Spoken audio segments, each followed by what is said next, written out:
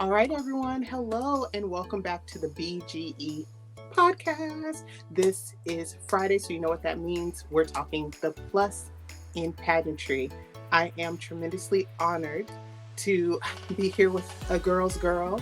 Our current, as this video is being recorded, our current Miss Idaho USA, Hannah Menzner. Oh my gosh, please, girl, say hi to the crowd. Hi, everybody. Thank you so much, Amber, for having me. Oh my gosh, I'm so honored that you were able to make time for us today. And again, we're just chatting. We're just two girlfriends catching up, with our imaginary coffee. Right? Cute, cute. So, Miss Hannah, I'm going to come straight out the gate asking the questions that the world wants to know. You are one of the elite pageant competitors that have had the opportunity to compete at Miss Teen USA and Miss USA. Tell us, like, what kind of drive, what kind of beast do you have to be to make that happen? I think you have to have a lot of tenacity. So, for context, I competed at Miss Teen USA 2014. I was Miss Idaho Teen USA 2014 when I was a senior in high school. Took a few years off of pageants, went to college at University of Virginia, and then said, you know what, I want to be the Miss title holder too. I just still had that pageant bug in me. And so I was like, why not sign up for Miss Idaho? And I got first runner up that year. I had just graduated college and I said, you know what? I'm going to just go start my big girl job and put this dream aside for a little bit and maybe revisit it later. Competed in a few other random pageants over the years, but really thought, I want to represent Idaho at Miss USA. That has been the underlying dream ever since I was Miss Idaho Teen USA and saw my Miss that year competing at Miss USA in Baton Rouge. And so I said, I got to go for this again. I cannot just accept, getting so close, getting first runner up. So I signed up in 2021 and got first runner up again. And at the time I was 26. I had 1 year of eligibility left to compete. And I said, I can't leave it there, right? I got so close again. I know I can do this. I know I have what it takes and I have big plans for when I am Miss Idaho USA. I have to see this through. So I signed up one more time, competed in 2022 to become your Miss Idaho USA 2023, and I won. And it was a lot of blood, sweat, and tears. I mean that literally. There was all three to get there, but I have had an incredible year and almost a half as Miss Idaho USA, and it really is a dream come true. And what are the odds? You put so much time and effort into getting this title, and then you're one of the longest reigning contestants ever. I had no idea that was going to happen. So I thought I was going to be passing the crown on September 10th, even before I went to compete at Miss USA. And then we found out that I would have a lot more time as Miss Idaho USA. So I will be the longest reigning Miss Idaho USA. I will be passing the crown on June 23rd of 2024. So that's almost 2 years as a title holder, which is very rare and unusual. But I'm really grateful that I've had this experience and that I get to hold on to it for a little longer. Yeah, I mean, it's a lot of responsibility. I don't think that most of the world understands that, when you are signing your life away to be this title holder, you do have your free time but some contestants just don't capitalize on that. So it's really, really interesting to see you girls, you women adjust to continuing because once Miss USA happens, you get your pageant date and then you're like, okay, I have this much time to finish making my impact and then I can go on and become CEO of XYZ. So Mm-hmm. to see you all have to adjust and be like, oh wait, I still have this obligation. Do you feel blessed by it or kind of burdened by it? I think it's a mix because for 12 months, I was all in, right? I was like, I am Miss Idaho USA. I was doing as many appearances as I could. I was working a lot with the American Foundation for Suicide Prevention on my platform, Project Idaho. And then those 2 months leading up to Miss USA, it is just like all work, like all prep. Every single day was packed with things I had to do to make sure I was ready to compete. And that was a very stressful time. And so after that, I was just kind of like, okay, I'm going to take some time off and just recoup, take care of my mental health, relax, because Miss USA was a whirlwind, and it took a lot of energy. So I did that, and then I was like, oh wait, like I know I already did 12 months, but I still have to be Miss Idaho USA. Like I still have to show up for my state and the people that I kind of represent. So yeah, you definitely have to get back into it. And when you've only financially budgeted for 12 months, it Yeah. becomes really difficult because I'm in grad school. Like, I don't have a lot of cash on hand. So I can't just do these trips for appearances that cost a lot of money out of my pocket anymore. I prioritized those last year. And this year, I really have to take a hard look at every opportunity and say, is this something that I can do? Because I have to take care of myself in the long term as well. I am about to graduate from business school. I'm looking for a job now. And I want to be a Miss Idaho USA who others can look up to. And part of that is being financially responsible and making sure I'm taking care of my responsibilities at school. Oh my gosh. Well, kudos to you and thank you for mentioning, taking the time to put yourself and your mental health first. And the importance of planning, So I think one thing that this next class of contestants has, they have this really tight window between their state pageants and their national pageant, so these girls have a month ish, Yeah, like ish. depending on when their pageant is. And I personally could not imagine. But I think something about you and other title holders that I've been honored to see grow through the system is your plan doesn't start at crowning. Your crowning is a Mm-hmm. part of your plan, right? Mm-hmm. So that's something that I see consistently with title holders, like, and even the ones who come up and go, "Oh, I had no idea I'd win." Okay. You have to plan to win. Like, even though the odds are small, you have to plan like you are going to be the winner because it starts immediately. I had an interview at 5 a.m. the day after I won, and I had to be ready for that. I took it from an airport lobby, but you have to be ready for those things. You have to be ready to implement your plan because you don't have a lot of time to get things done. And especially for this upcoming class, you're going to Miss USA 4 or 5 weeks after you've been crowned. You need to already have been doing the job of a state title holder. So that means really working on your platform or engagement in the community, whatever that is for you. That means really working on your social media. You want your story when you get to Miss USA to be really clear about who you are. What is your brand? What do you represent? Because that's going to help the judges figure out what type of Miss USA you would be.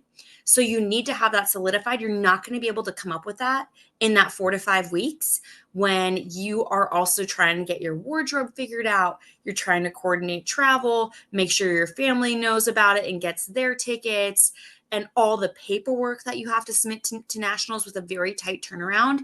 You need to take care of all this other stuff ahead of time because you're not going to have time in that month in advance. Trust me, I barely had time, and I had a year to prepare and then 7 weeks once I knew what the date was, and it was a whirlwind. I believe it. I think that, you went through a lot as a title holder, just, with the whole ownership leadership change for the USA system. But before we get too deep into that, I want to talk about judging. What do you feel is the biggest difference between judging at the state level and at the national level? This is a great question because I definitely noticed this at nationals. So at the state level, at least with Pageants Northwest, I think Maureen and David do a great job of getting judges who are familiar with pageants and familiar with the Miss USA system. Oftentimes, they've judged before, they've sponsored before, they're former contestants or state title holders. So they know what is required and what is to be expected of a title holder. And they know how to judge on stage performance and interview. At Miss USA, the judges were celebrity judges, and many of them have never judged an interview. Maybe they've judged a pageant, or maybe they've never even seen a pageant. And so they're not going to behave like the judges that you are used to at state. They're going to ask you very out of the box questions in the interview that don't really help get to know you. For example, in my interview, they asked me about what I thought about Barbie mentioning cellulite in the Barbie movie. And it just came out of nowhere, when I had thought that they were just going to ask me about my bio and my platform. So you just have to be prepared for those things, that they're going to ask you things that are really out of the box. They also may not know how to judge stage performance, or they may have been instructed some things by the national organization and you don't know what that is. So my rule of thumb is just go in, be prepared for anything, and do your best. Make sure you're practicing your walk, you're practicing your interview, doing a ton of mocks, but just know to expect the unexpected. And that we always say this in pageants, like different day, different judges, different outcome. So it really, it's kind of a crapshoot at nationals, right? Like these judges, you don't know what they're going to think of you, and you can't change that. So just show up being yourself, and practice how you always did. So that's my feedback. I could say so much more about the Miss USA experience for sure compared to state, but I'll stop it there. Safe, safe. I feel that I was there. I got to see you on stage. That was my first time going to the show. Really? Yeah, the Miss USA show. I got to see my teams because I had four of you up there in each category because I did Mm-hmm. Idaho, Washington, Oregon, and Nevada. And Mm. so I was watching you guys, and I have to say I felt like a proud mama bear because I know the way that I try to run production, I try my best to make sure that all of you are seen and all of you feel heard. And I know that in a big group like that, it can feel so overwhelming, just to be a part of the show. Like, of course, it's your dream and you've worked hard and you're there, but also it's just kind of like you have so many people be here, be there, be here, be there. Um, I felt really proud. I thought you looked amazing. I think I have stalker video of you that I'll have to send. Um, Oh with my my gosh. with my background commentary, I but you love it. looked amazing, and I felt so proud, and just seeing you guys, just seeing you from the state pageant to the big stage, I'm so proud, and I'm happy to hear that you have done the work. You can tell just by talking about it. You know, you it seems like you've really invested in, this is my experience, this is what happened, and now I'm prepping to move to the next thing, and so I'm so proud of you. Um, Thanks. Thanks, Amber. you're welcome. You're welcome. So, you are finished with grad school or finishing? I will be graduating in May. I will have my Wharton MBA, and I'm going to be moving to Los Angeles.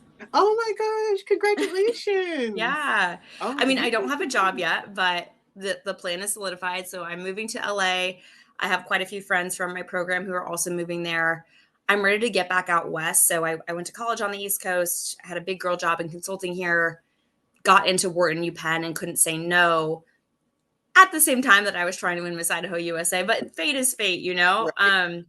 And now I'm like, no, I need to be closer to my family. So I'll probably eventually end up back in Idaho. But for now, I'm kind of exploring in my youth, being a little bit of a city girl. So I'm excited to be a California girl for a bit. Okay, I'm glad you finished that because I was like, what kind of city girl do you mean? like, like city girls winning or like Sex in the City, like in the city. Okay. New York is But not for me. Like I was there yesterday for this New York Fashion Week event, and I messed up on the subway twice. I was like, this is a sign. I can't live here. Like I don't know what I'm doing. So I think I definitely am probably more of an LA city girl than a New York city girl. LA's a little slower, so yeah, I can kind of see that. I went to New York once. Again, it was for Fashion Week. I was um, auditioning for MacDougal's Face of Fabulous Hmm. some years ago, and I didn't like it. I embarrassed myself. I stepped out into the street. I tried to hail a cab, and it didn't happen for me. So I was like walking. I was like, oh well, New Yorkers walk places, so I walked because baby girl, I knew I wasn't going down in the subway. Yeah. I knew it wasn't happening for me. And the biggest rat that I've ever seen in my life, I saw in one of the busiest intersections in the world. I saw at Times Square, Gross. and I knew. I knew. He winked at me and asked me for my number, and I was like, well, whoa, whoa. Yeah, it's gross. But Yeah. I mean, exciting. I can understand the appeal, but yeah, not for me. Oh no, ma'am, I can't. I'm like, why? But I grew up in East Texas, so I grew up in the country. You know what I mean? Mm-hmm. I tell people I grew up barefoot and happy.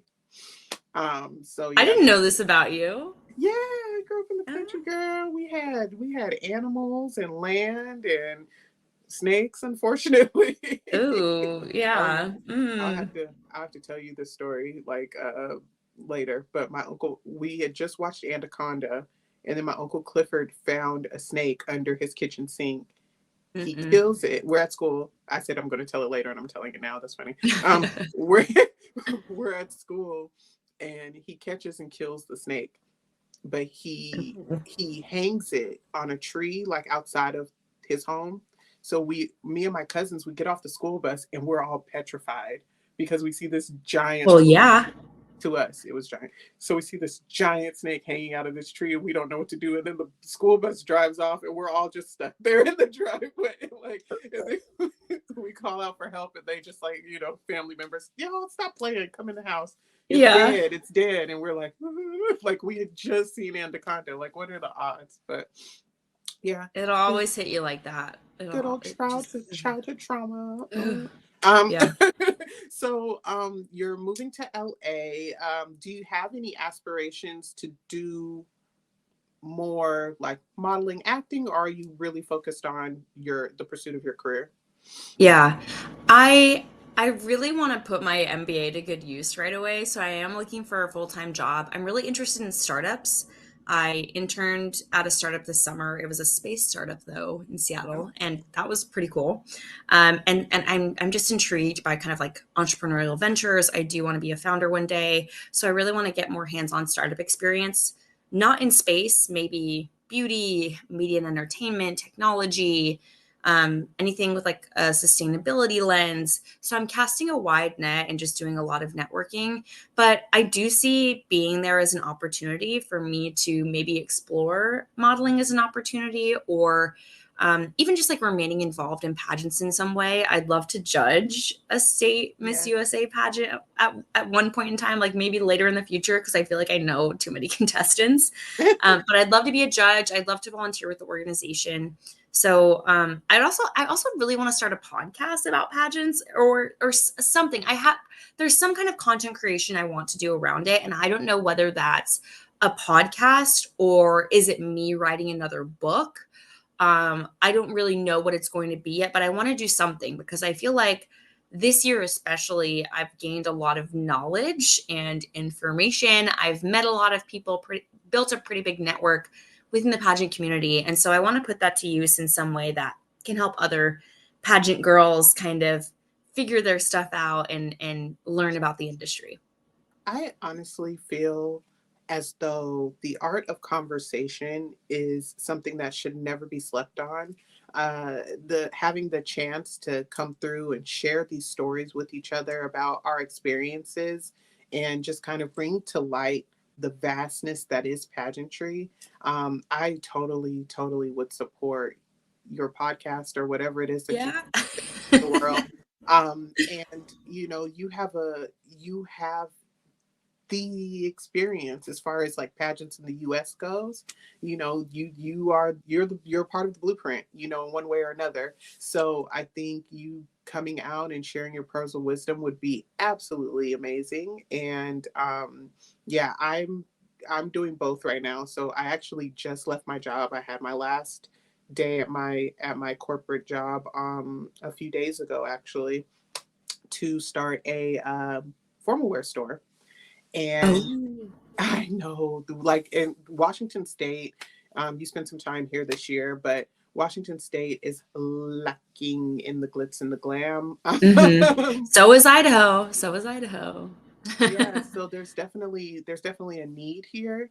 Yeah. Even if it's not pageant, I mean, people still have special events and things like that. So I just secured a very small little retail space, and I'm literally just trial and erroring it all the way out.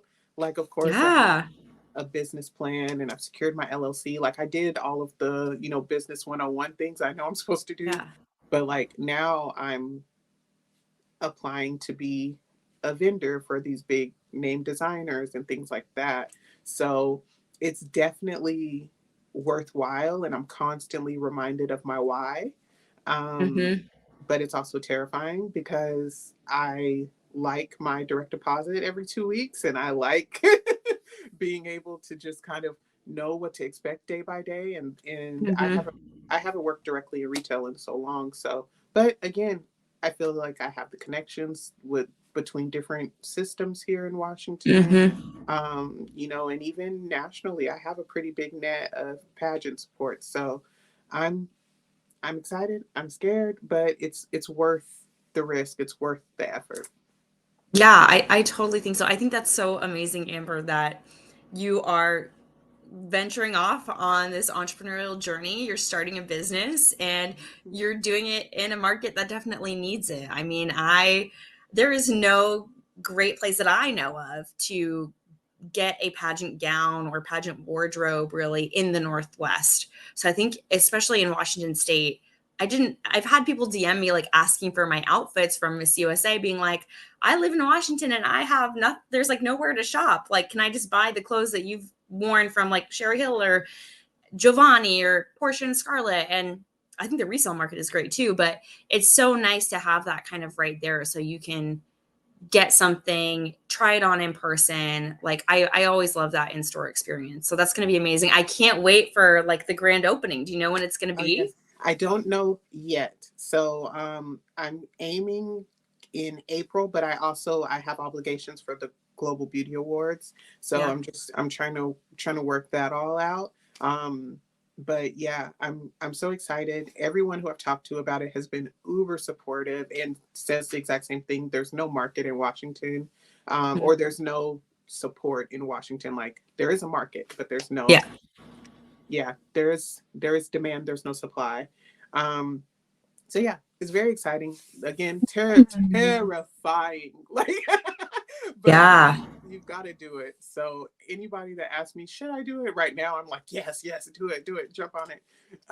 Because that's what I'm doing right now. So I'll be your biggest cheerleader once you decide which route you want to go. And just let me know. I'll like, follow, subscribe, share, all the things. um Yeah. And and you, I want to come to the store at some point. oh And my gosh, you I should. think the Northwest Queens would like love to support you. And I don't know. I feel like there's opportunities there for sure. I know, don't you, like, you have butterflies and goosebumps? Like every time I talk Yeah. about it, I'm like, oh, it's happening. But yeah, Yeah. my store is called the Empress Suite. Ooh. I know, right?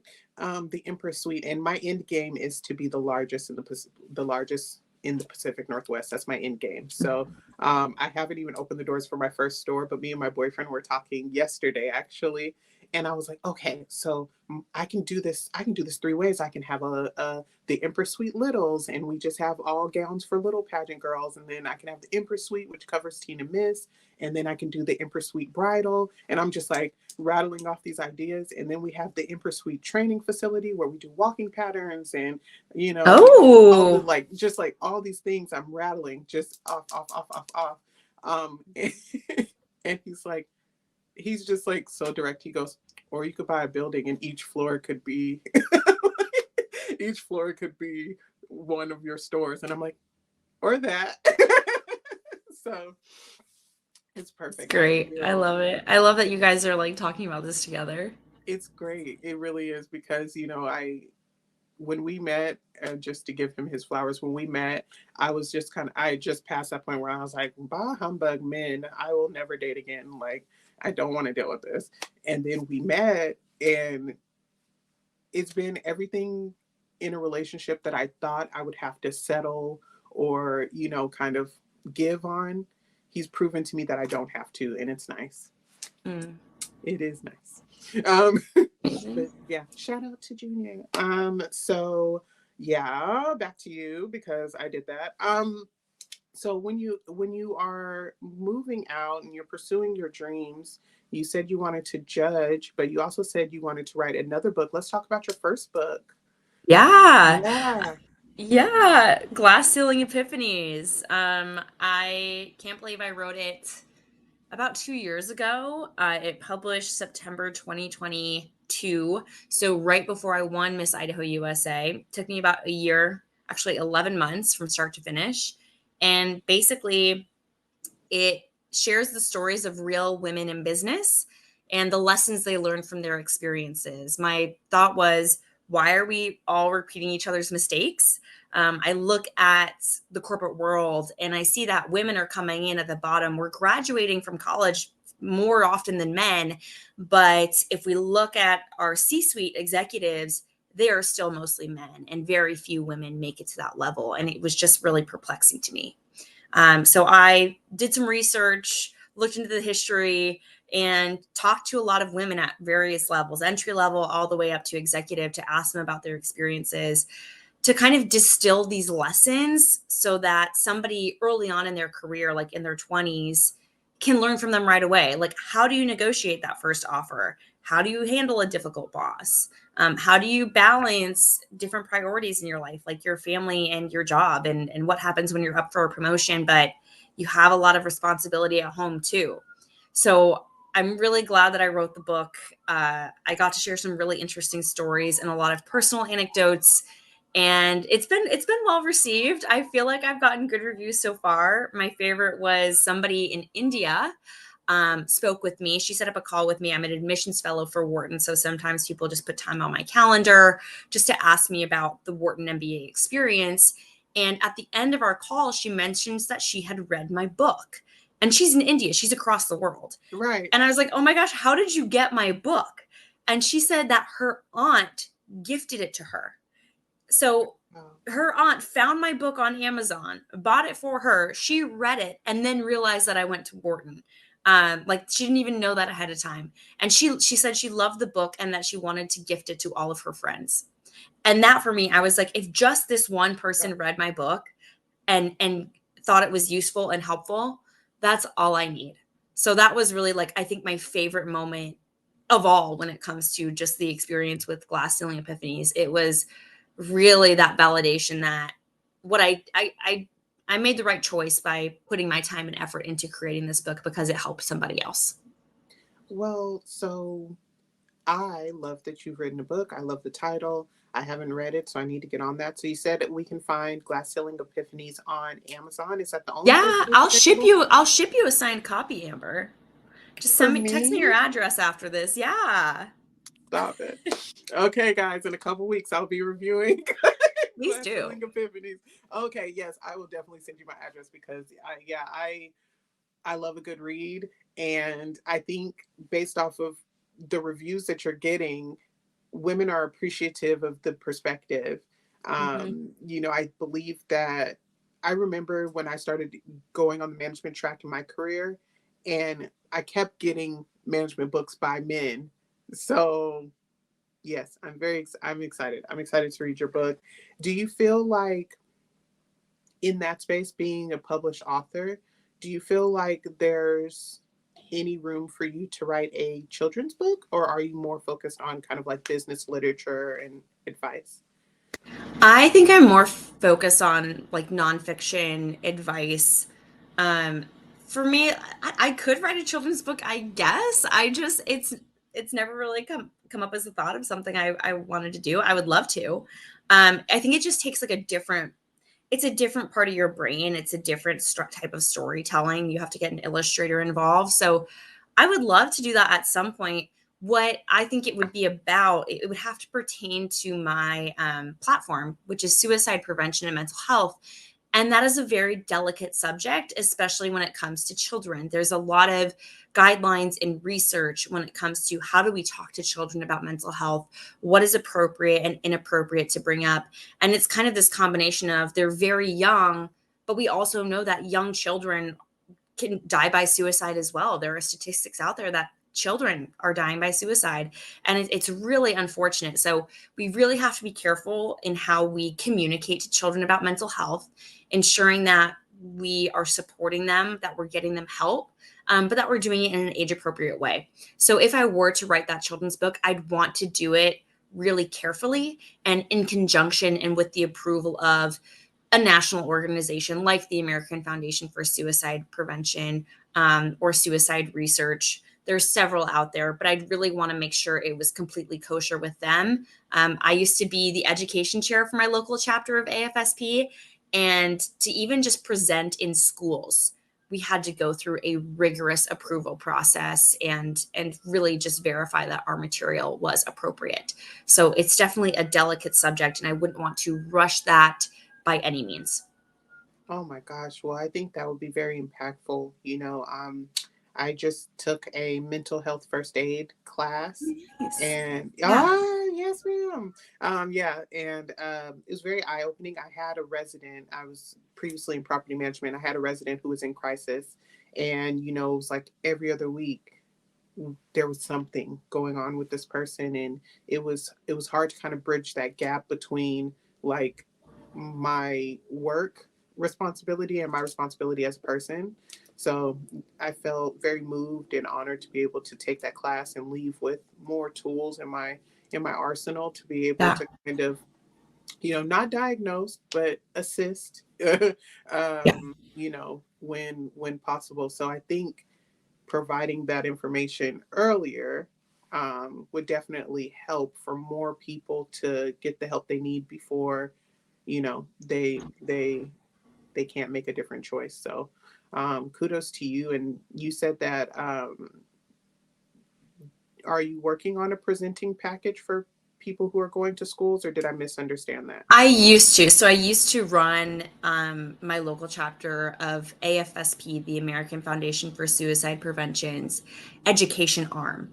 So basically, I would go out in the community and give presentations to high school students, to mom groups, to your local I don't know, small business, like literally everyone and anyone we would go present to. But since I was the education chair, I also managed our team of volunteers who did that work. So I managed a team of about 30 education volunteers who were all trained presenters to go out and give these talks in the community. So I was kind of the person who, with the rest of our board and based on direction from the national organization, had to determine which program was appropriate for which audience, what was our strategy going to be for outreach to try and get the word out even more. And then I had to train everybody, so it was a lot of hours. It was probably 15 hours per week I was putting in on top of my day job as a management consultant. And so that was a big commitment for me. I did that for 3 years, and I stopped doing it when I went to grad school, and because I just I moved, there was no way I could continue. But I did keep suicide prevention as my platform through Project Idaho. Oh my gosh. Well, I feel very, very, I feel that much more honored to know you. Like the longer that we're talking, and I see that tenacity that we talked about early in the episode about being, you know, tenacious enough to bet on yourself more than once. I see that as a constant thread in your story, and I really, really appreciate that. I think that's very admirable, and the type of person that I built this podcast around, the type of person who I want more people to hear their story, because a lot of times with us in the pageant world, people put a stigma on us that we're dim-witted or whatever the case is, and here you are shattering glass ceilings with every single thing that you're doing. So congratulations, girl, good for you. Thanks, Amber. It doesn't feel like that all the time. It just feels like I'm Hannah, I'm doing my thing. So I would say, like, if you want to be Miss Idaho USA, if you have these dreams you want to achieve, like, go for it. Don't let anybody's opinion or what you think other people will think about it affect you. I've As you said, like, I've had people make assumptions about me because I compete in pageants, or about like what I value, about my personality, about my intelligence. And that's on them. That's not on me. Like, I don't owe it to them to prove them wrong. I just got to keep on doing my thing, and they'll figure it out on their own. So just keep on doing you. Don't be bothered by it. Just pursue your dreams because they're important to you and you've got it going on. So do not worry about what all these other people think because they're making fools of themselves. Yeah, you tell them, okay, because yeah, the you will fall so far behind, worried about what other people have to do or say about what it is that you're doing. And I've definitely learned that is in shifting to an entrepreneurial space. You know, people will stop you. You know, oh well, you don't know what's going to happen and this and that. Child, Yep. if people didn't take the chance on themselves when they didn't know what was going to happen, think about how repressed we would be as a people. So don't stop, believe in yourself, trust the process. And when you don't succeed, get up and try again. Exactly. Couldn't have said it better myself. Go Hannah. What are you doing? Okay, so you were just in New York yesterday. What is the Yeah. rest? Well, I have to ask, what does the rest of your week look like? Because you've been traveling crazy this year. Crazy. I've been all over the map. Yes. Well, for spring break, I'm going backpacking in the Andes. Okay, So, which is going to be very cold, very high altitude, very unglamorous. No cell service, so I'll be off the great. map. I have to. I'm now trying to get all the gear for that, prepping for that trip. I think it's going to be pretty challenging. I am also going to meet my boyfriend's family next weekend, so For the first I am time? for the first time. Yeah, he met my family at Miss USA, which was a whole. He Oh my goodness. met them without me. He met them without me, which I'm really proud of him. They love him, by the way. They love him. But yeah, I'm meeting his family next weekend, and I'm very excited about that. May I ask, have you been dating long or? So yeah, we've been together 11 months. Oh, And beautiful. yes, and we're both moving to LA. So we're moving together. Oh It's my we're God. committed. We're committed. Just do it. Just do it. Um, I don't know. I don't know if I shared this with you, but when I met Junior, I think he met David and Maureen before he met my parents. Mhm. Um, and I think within our first year together, the poor guy had four pageants. So the the three that we actually five technically, the three that we produced for Pageants Northwest, I had him meet with David and Maureen, got him to be a volunteer. So I threw him head in. He had never seen a pageant anything, but I expressed early on that it was important to me. So those three. Then I competed in a pageant, so he got to go through the grueling process of seeing me compete, and then went to a national pageant myself. So he got to do that in our first year together. I love that for him. Right, right. That's a lot of So pageants for one guy to handle. one guy who didn't even really believe that pageants were real, like Yeah. so Yeah. so yeah, so just do it. I support it. Move in, meet the folks, like just check all the boxes because Yeah. why wait? You know? Exactly. And Maureen and David also met Michael at Miss USA and they love him. Oh, So great. I feel like he has the double seal of approval now, which is huge. Yeah, I mean, Maureen and David, they know. Like, I don't know how they do it, but they know. Yes. So Mhm. everyone who I've seen get the partner like nod of approval from them. Every every time. For those of you not watching on YouTube, I'm pointing at my ring finger. But yeah, We'll see what every happens. every single. And, Maureen will produce a proposal. No way. She's done She'll, that. she'll do it. She'll do it. Yeah. I love that. So, and I know she'd love to do it for you. I So love that. that's great. I'm so happy for you moving, like making the move to the West Coast. You're just pursuing your dreams, and that's a beautiful, beautiful thing. Do you have any hot takes you want to share with us? It can be about pageantry or the world in general. Takes. Oh gosh. Honestly, Or I'm really curious to see where the Miss Universe organization is going. We've had changes in leadership. I know Amy just announced she's stepping down March 1st. We have a new co-owner. I know Layla's gearing up for her second year running Miss USA. So I'm very just curious to see what's going to happen next with the organization. I wish all the best to the Pageants Northwest team and all the friends and family there. I definitely want to continue to be a part of this family. But yeah, we'll just have to see what happens. Who Yeah, knows? I'm also interested from, my little small perspective. But yeah, I feel like the Miss Universe organization is doing everything it can to stay relevant. I think that's a big conversation topic, keeping pageants relevant. Um, Yeah. and yeah, I'm interested to see what changes happen in the next year. And I'm definitely interested to see production. The Miss Mm-hmm. both shows were incredible. So, Mm-hmm. when you set the bar that high, you have to match or Keep surpass it. going. And Yeah. in this age of social media where the pressure is constantly on to produce, I'm interested to see. I'm interested to see how it all turns out. So, Mm-hmm. um, we'll see together. All right. So Hannah, you already talked about, putting yourself first and making sure your mental health is in alignment with your goals. How do you tap into your big goddess energy? How do you do that? Energy. I need to like look up the definition of big goddess energy, but how I would define it is just sticking true to yourself.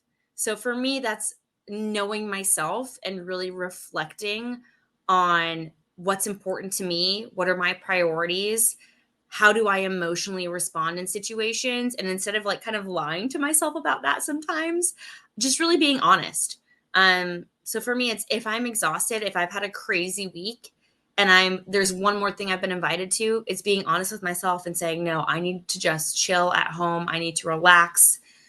I need to like put on a face mask, watch Mm-hmm. some Real Housewives, and unplug. And that's okay. So I think it's just taking care of myself and my mental health first before I stretch myself too far. And I've definitely stretched myself a lot this year. There have been appearances I've been asked to go to where I'm like, yes. And then I hop on a plane and I'm like there and back in 24 hours. And that's just exhausting. So it's kind of like making sure that I'm staying true to who I am while still doing the best that I can to fulfill my responsibilities. So taking care of my inner goddess so that my outer goddess can thrive. Beautiful. We love a glowing goddess, okay? And for the record, big goddess energy is fluid. It's how you perceive it. So you answered that question absolutely perfectly. Where can the people continue to follow your journey? What's next? Like after the crown, where can everybody follow you? Yeah, so you can definitely follow me on Instagram at Hannah Menzner, or there's the Miss Idaho USA account, Miss ID USA. I'm also on TikTok. I'm not very active on TikTok, but I'm kind of making it a like New Year's resolution to become more active. I feel like I'm 20 years old, so I'm like, I'm too old for this. I'm like a millennial. I am not as cool as these Gen Z kids, but I'm going to try to stay. I'm going to try and be cool there. I'm going to just try. We're going to see what happens. So that's at Hannah Menzner as well. But yeah, that's where you can follow me. And I'm on LinkedIn if anybody is at a startup in LA looking for somebody to join your team. Probably a very niche audience. But yeah, that's really it. So would love to catch up and help any other pageant queens who are embarking on this journey. Want to help you as well. Okay. Would you take on coaching? Considering coaching? Maybe. I feel like I have to narrow down my niche here. Am I going to write a book with tips? Am I going to become a coach? Because if I become a coach, I probably can't be a judge. So it's just like, what do I really want to do? And what do I have time for, right? I have no idea like how crazy my job is going to be. It could be like 80 hours a week. It could be really intense, or it could be a little bit more chill. So it really just depends on what kind of bandwidth I'm able to have in addition to like my big girl job. Yes, congratulations. Okay, ladies, ladies, gentlemen. Okay, you heard it here first. Hannah Menzner is taking on the world. Period. Okay. Period. We got to hear about her mental health practices, her allegiance with suicide prevention. We've got to hear about her business goals, aspirations, her time as Miss Idaho USA, her time as Miss Idaho Team USA. Amazing. And we got to celebrate her together. And I pray and hope that we continue to do that as we send her off into the world pursuing her big girl job and everything else. Hannah, congratulations, and thank you so much for spending your time with me today on BGE Cloud. Thank you so much, Amber. I've loved it. Of course, and until next time, I'm going to say Bye. Bye.